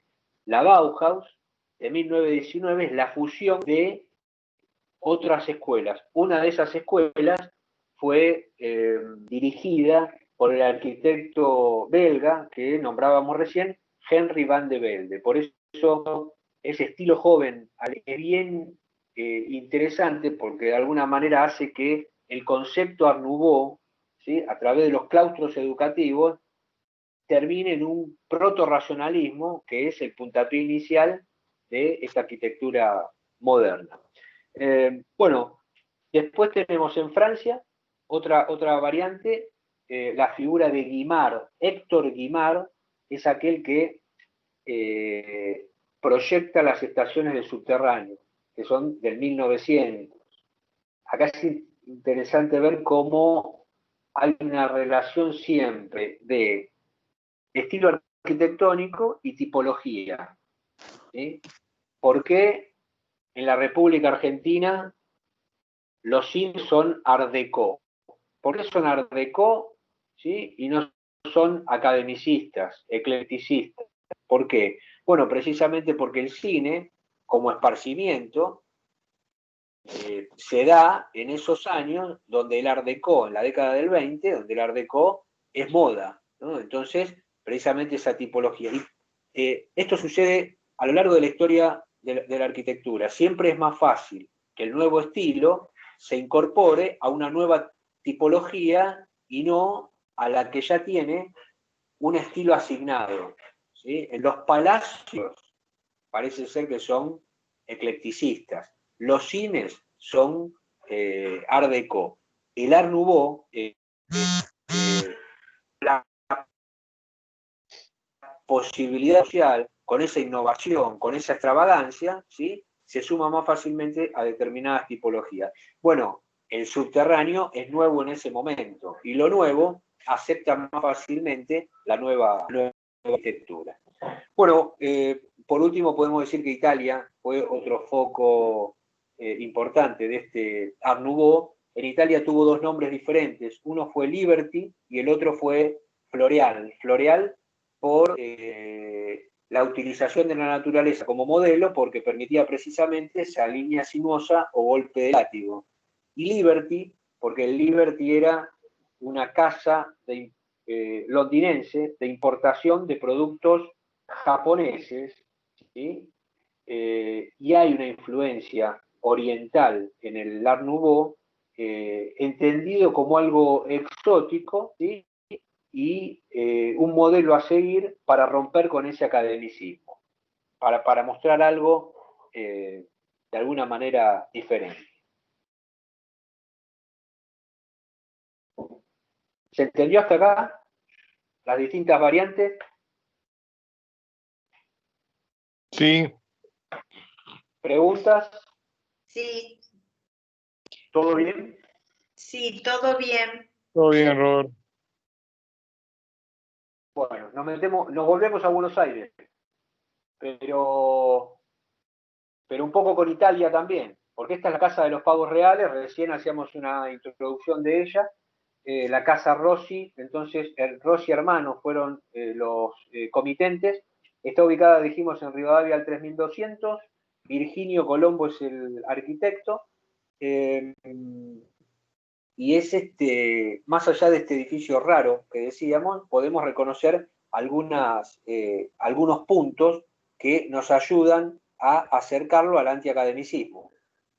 Por un lado hay ornamentación escultórica, el edificio tiene, fíjense en la foto de la izquierda, hay balcones que están sostenidos no por cariátides o atlantes como ustedes mencionaron en estos elementos de la arquitectura, sino en este caso por estos pares de leones. A la derecha arriba vemos en la parte superior de la puerta, ¿sí?, una especie de pajarraco, y no es un simple relieve, sino una escultura de bulto. Y después los balcones, bien destacados e importantes porque son, de alguna manera, a través de su ornamentación, lo que les da el nombre al edificio, muy decorados con esos pares de pavos reales, ¿no? La Casa de los Pavos Reales, entonces se llama así por la ornamentación que tiene en sus balcones. Bueno, además de esta ornamentación escultórica, la importancia del color. Fíjense cómo aparece por detrás de esos pequeños arcos apuntados o de ojiva, el color que ayuda a hacerlo algo diferente, único y extravagante.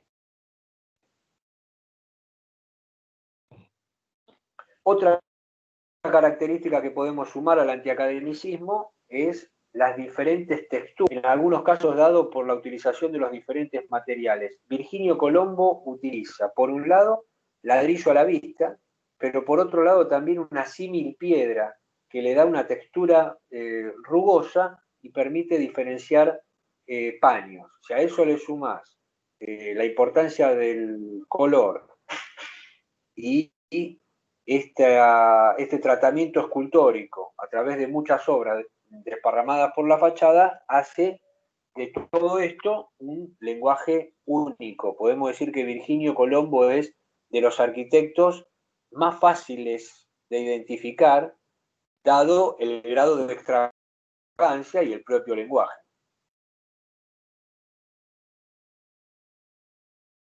Bueno, ahí tenemos una imagen que nos muestra el trabajo artesanal y no en serie de este tipo de obras. Una arquitectura que se dio durante no tanto tiempo, pensemos desde los primeros años del siglo XX hasta 1922-24, no mucho más. La importancia de representación que la conservación de estas obras tiene. En muchos casos es una ornamentación que si no está en estas obras, no está. Es decir, no estamos proyectando edificios, ¿sí?, con este tipo de ornamentación. Vos después me decís me gusta, no me gusta, la verdad que me gusta para observarlo, pero no sé si viviría en este edificio. Y estas cuestiones que es bueno evaluar. Pero lo cierto es que está relacionado a una Buenos Aires de los primeros años del siglo XX, donde en el grupo de arquitectos que desarrollaban esa arquitectura hegemónica, se le suma otro grupo de arquitectos que desarrollan un antiacademicismo que fue bien importante en el mundo entero. Bueno, cuando queremos definir, ¿sí?, o describir el estilo arquitectónico, hablamos de dos cosas. Por un lado, con respecto a esta obra, ¿no es cierto? Por un lado, el Liberty, que es el nombre que tuvo el Art Nouveau en Italia. Bueno, hay que decir que este arquitecto se empapa de arquitectura en la Milán del 1900, ¿no?, donde se está desarrollando precisamente esta corriente Liberty de la arquitectura italiana. Pero lo cierto es que en este caso, seguramente por la formación y el gusto del arquitecto, también se lee un gótico veneciano. El gótico veneciano lo podemos describir como la arquitectura del neogótico en Venecia en el siglo XIX, pero también en el siglo XIII al XV. Es decir, el gótico veneciano se dio a partir del siglo XIII y toma características particulares porque Venecia en ese momento tiene un intercambio con el mundo, ¿sí?, que le permite una permeabilidad cultural precisamente del arte islámico, de la arquitectura islámica y la arquitectura bizantina. Bueno, de alguna manera eso se reformula no solamente en Venecia, sino en otros rincones del mundo a fines del siglo XIX, principios del XX. Quiere decir que en este caso hay, más allá de ese juego que propone el antiacademicismo a partir del Liberty en este autor, ¿no?, hay una influencia de ese gótico veneciano. Bueno, esto es interesante porque concretamente son mensajes que son susceptibles de ser leídos a través de un paseo por Buenos Aires y descubrir una obra como esta. Ya hemos dicho alguna vez que en Buenos Aires tenemos pinceladas del mundo, de las diferentes arquitecturas. Y el mundo seguramente que es así, pero cada pincelada es diferente y hace a una ciudad particular, a una ciudad distinta. Bueno, nuestro Liberty porteño, mucho le debe a la figura de Virginio Colombo. Graciela, ¿vos querés decir algo? Graciela levantó la mano. Sí, Graciela. Sí, quería preguntarte porque este edificio me trae reminiscencias del Museo de Ciencias Naturales ahí en Parque Centenario, el Bernardino Rivadavia. ¿Tiene conexión esos estilos? No sé si lo tenés presente al edificio. ¿Vos decís al Museo de Ciencias Naturales, en el parque? Sí, el Parque Centenario, ahí el Bernardino Rivadavia, sí. ¿Por qué te parece, en qué lo ves parecido? El estilo de las ventanas me da la sensación con esos arcos, también tiene ladrillos rojos en algunas partes y así como también tiene distintos materiales para sintetizar. Me pareció así, de mirada me pareció como... Te preguntaba, a mí cuando hiciste la pregunta me parece que hay algo del color, que a lo mejor tiene que ver con ese ladrillo. Lo de los arcos también puede ser, pero hay claras diferencias. El edificio al cual vos haces referencia es un edificio, por un lado, con un volumen de obra mucho, mucho mayor.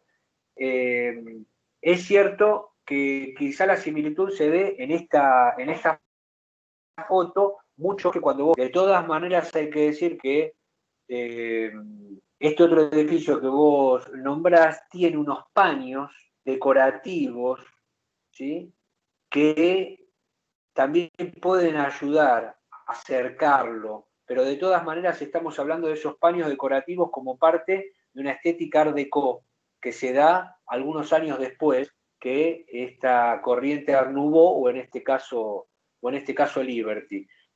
Cuando yo pregunto y repregunto, tiene que ver porque esto creo que ya lo hablamos en el curso.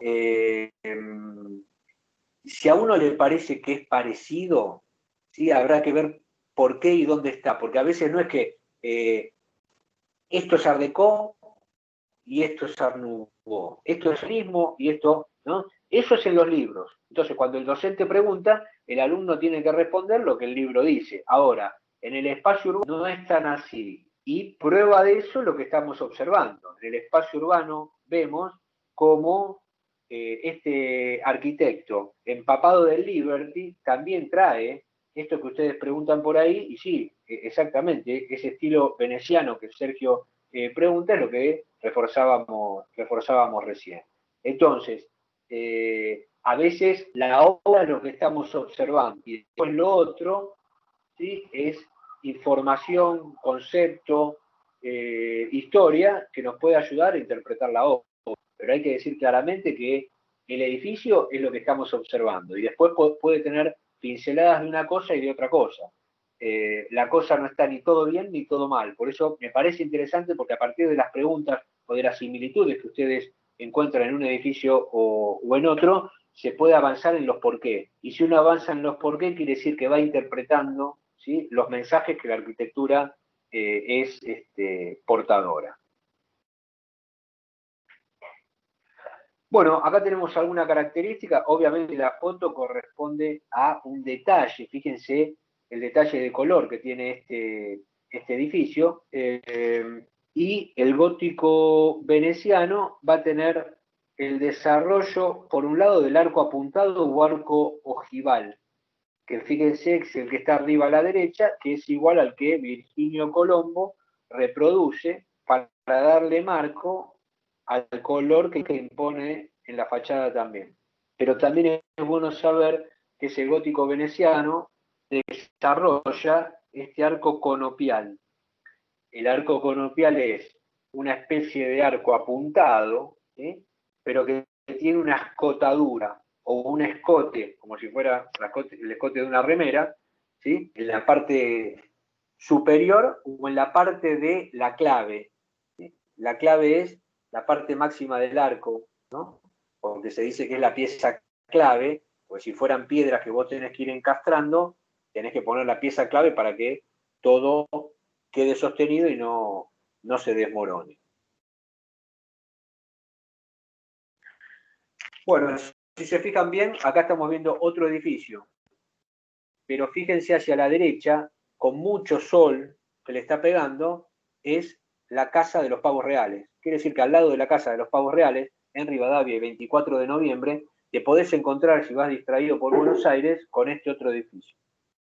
La verdad es que el arquitecto, si me ayudan ustedes a investigarlo, a lo mejor lo descubrimos. Pero siempre me llamó la atención, cada vez que fui a estudiar la Casa de los Pavos Reales, este otro edificio. Porque si el Art Nouveau o el antiacademicismo es extravagancia, es despliegue de fantasía y es algo raro, ¿no?, y que busca romper con el academicismo, este edificio también corresponde entonces que esté precisamente en el listado. Bueno, vamos a ver alguna imagen más. Fíjense ese balcón flanqueado por ese vano exuberantemente decorado, con esa máscara, un edificio que intenta romper con lo que es el orden tripartito de la fachada, base, desarrollo y coronamiento. Y esa parte superior, el remate, no es una balustrada a la italiana, es una forma caprichosa que a mí me recuerda, por ejemplo, a algunas formas de un arquitecto, Guillermo Álvarez. Guillermo Álvarez es el arquitecto que proyectó la Casa del Fantasma sobre Almirante Brown, cuando salís del Parque Lezama y vas hacia La Boca, ¿sí?, en una esquinita ahí muy chiquita tenés la Casa del Fantasma. Algo de la decoración de este edificio me recuerda. Me pasé, ¿no? Sí. Tenemos uno. Bueno, volvemos por un minuto a esto que decíamos hace un rato. Esto no me dice nada, asociándolo a la arquitectura racionalista. En este caso es un edificio conocido como el Elefante Blanco, de un arquitecto destacado del racionalismo, Fermín Beretervide. Lo vamos a estudiar a través de algunas obras a este arquitecto, pero lo puse de ejemplo de, bueno, esto no me dice nada. La del medio, uno encuentra cosas raras en algunos edificios de Buenos Aires y uno pregunta ¿esto qué es?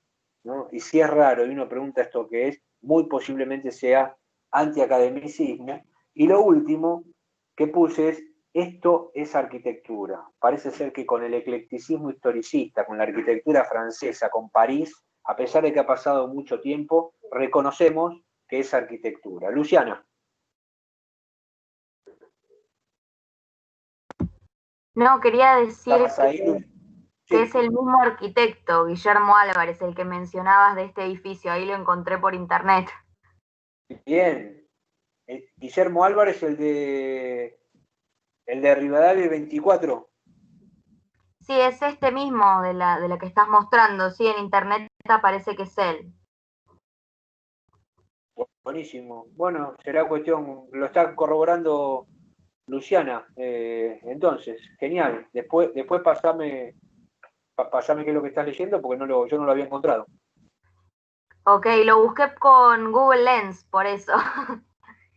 Genial, muchas gracias. Bárbaro, buenísimo. Nada. Bueno, una satisfacción que la tecnología pueda servir para esto como punto 1. Y también como punto 2 quiero compartirlo con ustedes porque es una satisfacción cuando encontrás un poco la propuesta de hace un rato. Esto me parece parecido, ¿sí?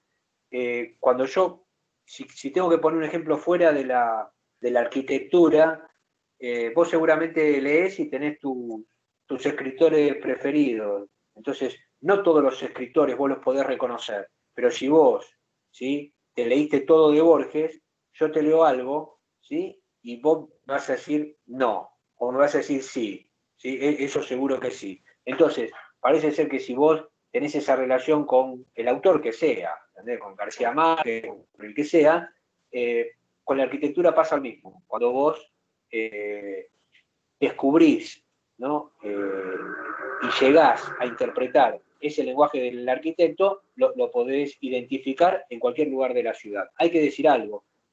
Por caprichoso y extravagante, los arquitectos del Art Nouveau son más fáciles de identificar que los otros arquitectos de otros estilos arquitectónicos. ¿Está escuchando bien? Sí. Sí, Mario. Una pregunta. Sí. Esta casa de 24 y Rivadavia, ¿es con tipo casa mínima? Porque es un solo balcón y bueno, después el que estamos hablando que se encontró el arquitecto recién. Sí, ahí volvimos. No, te diría, este edificio ocupa, te diría, 6-7 metros sobre Rivadavia y sobre 24 más, te diría unos 10 o 12 metros. Y por lo que se ve es una vivienda multifamiliar. ¿Qué pasa? En una de las fotos, cuando vos ves el tratamiento del balcón y ese desarrollo vertical, parece, si vos querés, una casa mínima, pero no, ese es un ambiente, ¿sí?, de esta vivienda multifamiliar. Gracias. De nada.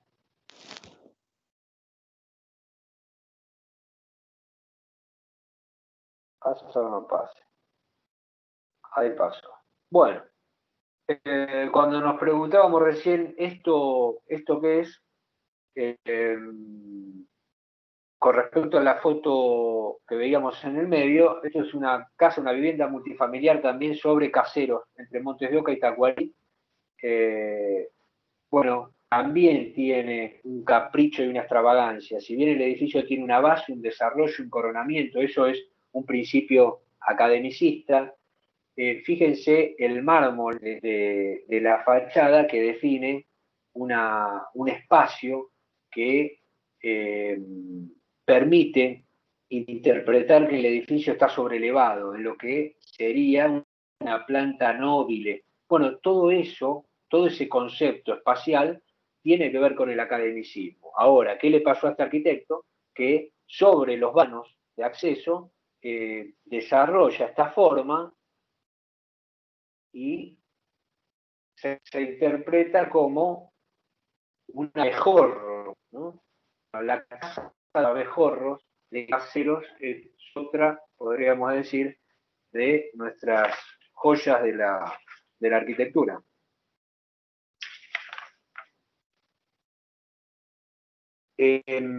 Acá tenemos un buen ejemplo de un trabajo artesanal, de un trabajo que es imposible hacer en serie. Es decir, si vos sos un arquitecto y querés proyectar y construir edificios y haces 28 proyectos, para que esto te salga más barato, tenés que hacer 200.000 abejorros, pero todos los proyectos son, bueno, el capricho sale caro, y esto es algo que evidentemente a fines del siglo XIX en Europa o en el 1900 en Buenos Aires no importó al momento de la incorporación de esta nueva corriente a la arquitectura local. Pero 20 y pico de años después, ¿sí?, fue parte de su decadencia, sumado también, ¿no?, a la pérdida de valor de esta estética sobre otros modos de transitar la ciudad.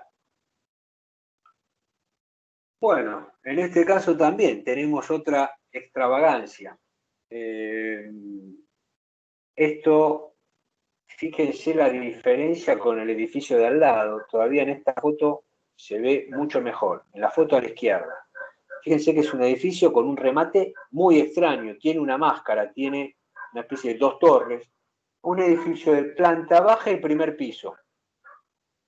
Y si se van al edificio de al lado, cuenten que tiene planta baja y 1, 2, 3, 4 pisos. Es decir, 5 plantas en el mismo espacio, con la misma altura que 2 plantas, ¿no? Con todo lo que podríamos responder al respecto. Bueno, una es arquitectura y el otro es arquitectura. Uno es en un contexto y el otro es en otro contexto. Uno pretende ser parte de una manera de transitar y de vivir y de sentir la ciudad, y el otro lo mismo, pero en otro momento histórico. Bueno, evidentemente hoy conviven. Esto es Belgrano, 1934, y en este caso también hay capricho en algunos elementos que aparentemente se toman de la historia de la arquitectura y se los reformulan, porque fíjense que esas pseudoménsulas son para mostrar formas caprichosas. Los vanos, ¿sí?, como están profusamente decorados. También es un remate único y que llama la atención. Bueno, nos quedan pocos minutitos. Arranco y después si tienen alguna pregunta, pero les cuento de qué se trata nuestra consigna de la semana. 2 cosas. Una es como para que empecemos ahora, para que lo vayamos haciendo. Yo no sé qué grado de aislamiento tiene cada uno, si están saliendo más, menos, pero para la tarea que propongo que empecemos a partir de hoy, no hace falta salir demasiado. Es decir, si vos estás en tu casa y salís a hacer las compras, es suficiente. Bueno, el Congreso de la Nación está frente de la Plaza del Congreso.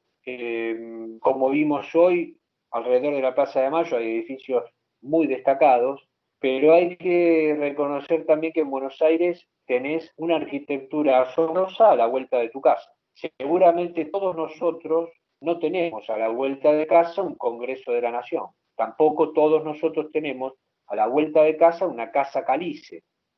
Pero también creo que este edificio de Belgrano 1934 no es un edificio que, por lo menos el 80% de los alumnos que me están escuchando digan, ah, sí, lo vi hace, ¿no? No pasa lo mismo que con el Congreso de la Nación.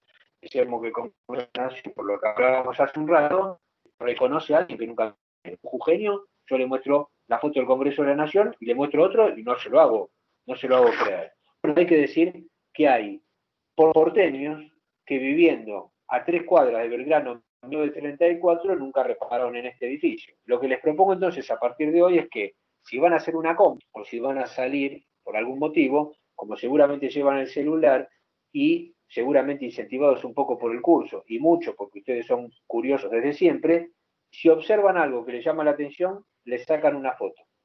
Y si dentro de 3, 4 días ven algo más interesante, también. Ahora, el requisito es que no sea, ¿sí?, más lejos, te diría, de 200 metros de tu casa. ¿Sí? Y dentro de 4 o 5 semanas, ¿sí?, va a haber como consigna que podamos compartir esas fotos, ¿sí?, con la curiosidad arquitectónica que cada uno tiene a la vuelta de casa, ¿no? ¿Se entendió la propuesta esta? Yo ya tengo algo visto por el barrio. Vivo, Sí. Sí, se entendió. entendió. Y tengo algo acá. Perfecto. Bien. Se entendió. Que podamos asustar.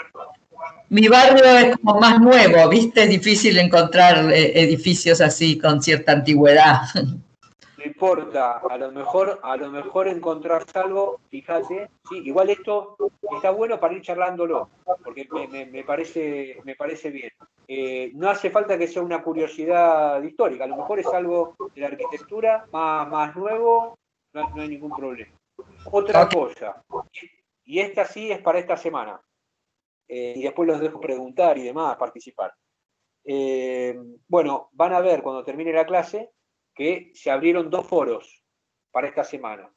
Un foro es academicismo y el otro es antiacademicismo. Decididamente, a ver si podemos hacer un debate, tomar partido, ¿sí?, elegir academicismo o antiacademicismo. Y lo que hay que hacer es entrar en un foro y en otro foro. Si yo elijo academicismo, voy a justificar, ¿sí?, las bondades del academicismo. Y también voy a ir a leer, ¿sí?, los que ponen las bondades del antiacademicismo. Y las voy a refutar, ¿sí? Bueno, como vimos recién a lo largo de esta clase y también de la clase pasada, ¿sí?, tanto el academicismo como el antiacademicismo tuvieron logros. Logros que salen en los libros. Y tuvieron también algunas cuestiones que los hizo dejar de ser, es decir, que dejáramos de producir arquitectura en esa corriente arquitectónica. Pero también quiero que piensen en ustedes mismos o nosotros mismos como observador. Entonces, ¿qué les gusta y por qué? Y a partir de ahí, tomar partido, entrar a un foro y en otro foro, leer los argumentos, ¿sí?, de los que piensan como yo y estamos a favor de uno o el otro, y leer también los otros argumentos y animarnos también a refutarlo, porque esta es la idea. Obviamente, el debate tiene que ver con enriquecer, ¿sí?, el curso a través de las opiniones fundamentadas en lo que vamos aprendiendo y compartiendo. No es que nos peleemos, pero digo, no tengan miedo a lo que dice un compañero con otros argumentos hablando en contrario. ¿Se entendió esta también? Sí. Sí. Claro. Sí, ya entendió. Sí, perfecto. Rodolfo tiene una pregunta.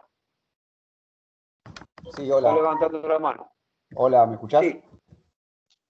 Sí, te escucho. Yo quería saber que podés rescatar de ambas, digamos. Podés estar de acuerdo con cosas de las dos corrientes. Sí, se le puede complicar elegir un bando. Bueno, sí, reconozco, Rodolfo, que estoy pidiendo algo, ya sabía, soy consciente de eso. Por eso, si vos querés, lógicamente, ¿sí?, yo ya te digo que yo estoy en esa situación. Yo tengo cosas para defender y bueno, pero lo que les estoy pidiendo es que tomen partido. Después va a haber tiempo para tomar partido al revés o decir lo que sea, pero a ver si podemos con este jueguito, ¿sí?, generar ese debate, porque estoy totalmente de acuerdo. ¿Se entendió lo que dijo Rodolfo, no? Es decir, tenemos argumentos para estar a favor. Bueno, entonces pongámonos de todo lo que somos o de todas las interpretaciones que podemos hacer, interpretémoslas desde un punto de vista. Y desde ese punto de vista vamos a defender una y vamos a atacar la otra. ¿Está bien, Rodolfo? No, dale, hacemos el intento, dale, buenísimo. Dale, después vemos cómo sale, me parece bien. Luciana.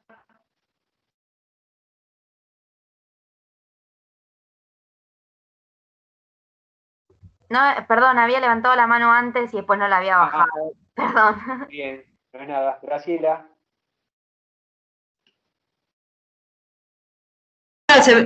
Ya está, se ve que no la bajé yo tampoco, perdón. Me quedaron bueno, preguntas, sí, dudas, comentarios, alguien que quiera hablar. ¿Cansancio? ¿Ganas de comer?